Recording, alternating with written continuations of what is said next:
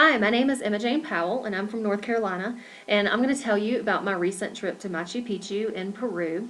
This is for my blog, and I know that a lot of followers of my blog are former teachers of mine or former teacher colleagues of mine, and that you use some of my blog in your classrooms, which is deeply humbling. Thank you very much. So this is more of an educational video, but it's also informative and entertaining. So if you'd like to watch and see what Machu Picchu is all about, welcome. So when you get to Machu Picchu, this is your first glimpse of Machu Picchu as you walk in from the buses. And you can see the terraces here. My guide told me that the terraces were first built as support, like foundational support for the city, and then used as agricultural plateaus for crops. And you can see there are still llamas living there. So that was really exciting to see that the llamas are so close. Okay, next you see these are doorways in Machu Picchu, and this would have been a simple doorway that any commoner could have gone into, and I'm going to show you the difference in a second. But if you'll look right here at these holes in the wall, if you can see real closely, there's like a cylindrical pole in the middle that's like a stone pole, and it's behind my head too. They would have had a wooden door with animal skins, and they would have either tied the door open or closed using those right there. And like I said, this is a double doorway. So this would have been a doorway that only special people could have entered, such as priests or the Sapa Inca, the leader of the Incas. This would have been a place that was not where everyone in Machu Picchu could have gone to. And here again, you can see in a different doorway where they have the places where they tied the doors open. Notice also that the doors are in a trapezoid shape. They built these believing that this made the foundation of Machu Picchu stronger. They did that with all of the windows and the doorways, and this is not only in Machu Picchu, this is all over Cusco and the Sacred Valley area. From what I could see, is they have these trapezoid shaped windows even used today in their modern architecture. This would have been a sacrificial area or a ceremonial area for the priests. This is where they would have made sacrifices. Up here, they would have had idols in these little trapezoid places. And then hanging from these stone beams would have been other ornamentation for sacrifices or their ceremonies. You can see how it's falling a little bit here. Machu Picchu is moving. There was also an earthquake. I think it was back in 2007. There was an earthquake up here. And so that caused some of the damage, but you can also see how it's slowly moving from the spaces in the rocks here. This is just normal continental movement of the mountains, and you can see right here they actually have a modern seismograph right here.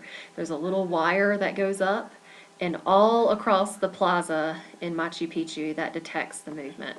It really is mystical. This was about 6 o'clock in the morning, which is really the best time to go. The buses start at 5:30 in the morning, and you're going to get your best pictures then. There's not as many people, so it's just a good time to go really, really early in the morning. This is a ceremonial area called Espejos de Agua, or mirrors of water. These two little places right here are little shallow pools of water that reflect the sky. So it's really cloudy, so you can see in that one reflection it's pretty white looking because you can't really see anything. But at night it would have reflected the constellations, and so this was really important for the priests and everyone. The astronomy was really important to them back then. This is called the Temple of Three Windows. The third window is behind that column right there. You can see there the trapezoid shape. But what I want to point out right here is this plate, this emblem right here. This is actually, and there would have been a mirror image of this below. This is actually the symbol of the Incas. It is their emblem. It's all over Cusco. It's everywhere. You see windows shaped like this. Many times you'll see a circle in the middle, which would represent the sun. The sun was very important to the Incas because their whole life revolved around agriculture. But the three steps represent something here. This represents the heavenly world, this is the present world, and this is the underworld. They had three animals representing those three worlds. This would have been the serpent or the snake. The present world is the puma. The puma is very important in Peruvian culture. I don't know if Puma athletic wear was invented in Peru, but you see people wearing the Puma athletic wear all over Peru. It's very popular, and the Pumas do exist here in the Andes Mountains. Here, the heavenly world is represented by the bird of Peru, which is the condor. It's a black bird, and I think they told me that their wingspan is about 23 feet wide, so it's a huge bird. That's a close-up picture. This is also in the Temple of the Three Windows, and if you'll know, the reason he has my iPhone out is because this is a compass. If we pulled up the compass on my iPhone, this is exactly north, south, east, and west. Very, very interesting. Now, walking around Machu Picchu is not for the person who is disabled with their legs or not physically fit. It is a physically challenging area to be in with lots of steps and ups and downs, and they do have tours that are for people who are physically challenged. You're not, my guide told me that those tours don't walk around Machu Picchu, they just kind of give you an overview of Machu Picchu. So if you're disabled, you can still go there. This is another view of what Machu Picchu looks like. It can be like a maze in some areas, so it was really nice to have a guide showing me around. I would definitely recommend having a guide and setting that up. And I just like this picture because it's a picture of a window, and look at that view. I mean, wouldn't you love to have that view going out of your window? This would have been a plaza area, or an area where they would have had festivals or social gatherings. One of the many, I think they had 3 different plazas in Machu Picchu. This was on, I believe, the west side of Machu Picchu, and this is actually an agricultural area. I couldn't get a very good picture of the terraces, but there are a lot of terraces here where they grew a lot of crops. So how did they get these big, huge boulders up in Machu Picchu? Well, if you see these things right here that edge off this granite rock, all of this rock is granite.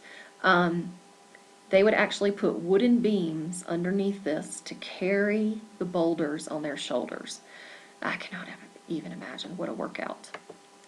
Okay, this is my favorite part of Machu Picchu, and it just shows the artistic symbolism that they had way back then. This is called the Temple of the Condor. And if you'll notice, this right here is the condor head. This is his beak. This is his flower or feather plumage, the white feather plumage under his neck. This is the condor wings. So cool. And this back here would have been where they would have had mummies of very important people like the priests here. Down in this area right here, it goes down into a very shallow cave.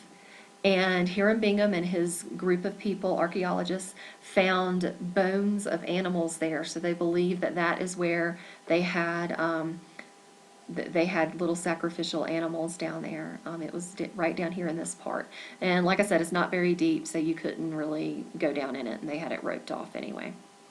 This is another model of Machu Picchu that they would have made, and they would have sanded down the granite with another kind of rock that would have been harder than granite.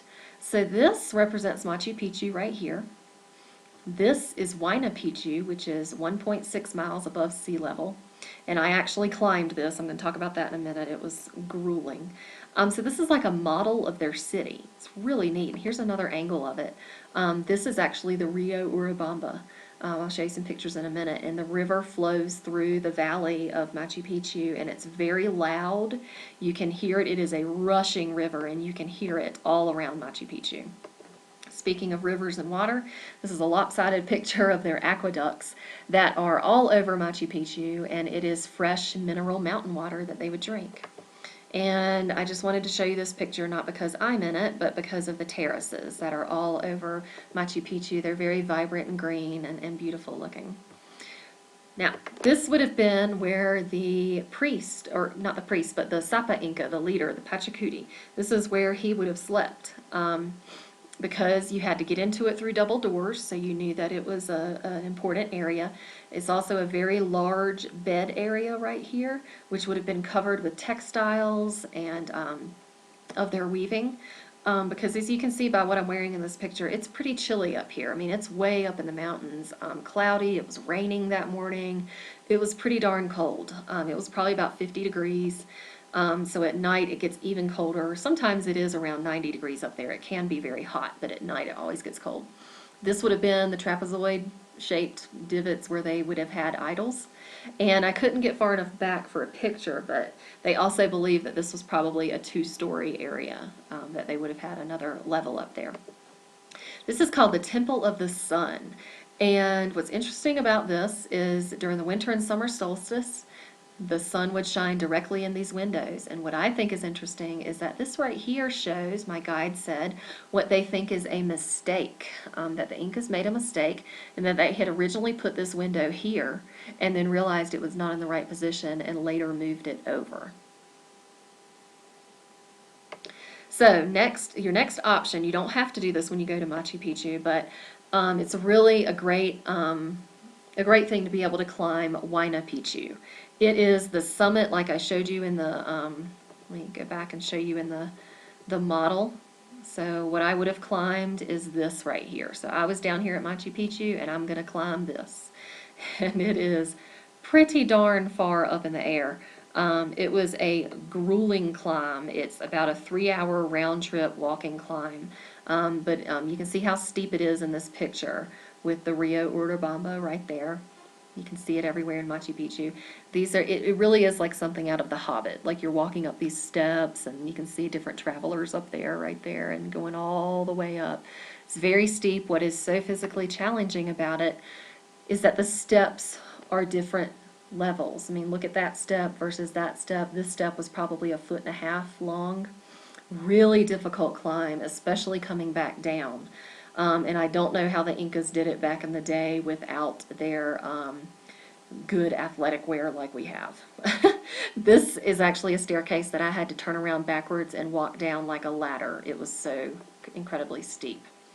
But when you get to the top, it is amazing. So this would be an area where they had rituals, ceremonial rituals up here. The priests would come up here. How they carried all these stones up here, I don't even want to think about it. But this is what it looks like when you get up here. Mystical Machu Picchu. It is beautiful. The clouds did not completely part for me, but this was about as close as I could get, and it just shows you an idea of the size of it, how it really is pitched up on the side of this mountain. Most of the time it was cloudy, but this is really how you feel when you get up to the top because it's so hard, but you are literally above the clouds. It is an amazing place to be. And then when you leave Machu Picchu, they have a plaque paying homage to Hiram Bingham for discovering Machu Picchu. And it says here 1911, I believe, to 1951. 1911 would have been when he made the discovery, and I'm thinking 1951 was maybe when they finished the digging, and maybe when they started to make it an official tourist spot. I'm not sure. But Machu Picchu is undeniably the most visited place on the South American continent. People come from literally all over the world to see it. They have about, they cap it at 2,500 visitors a day, if that tells you anything. So definitely put this on your bucket list, and thanks for watching.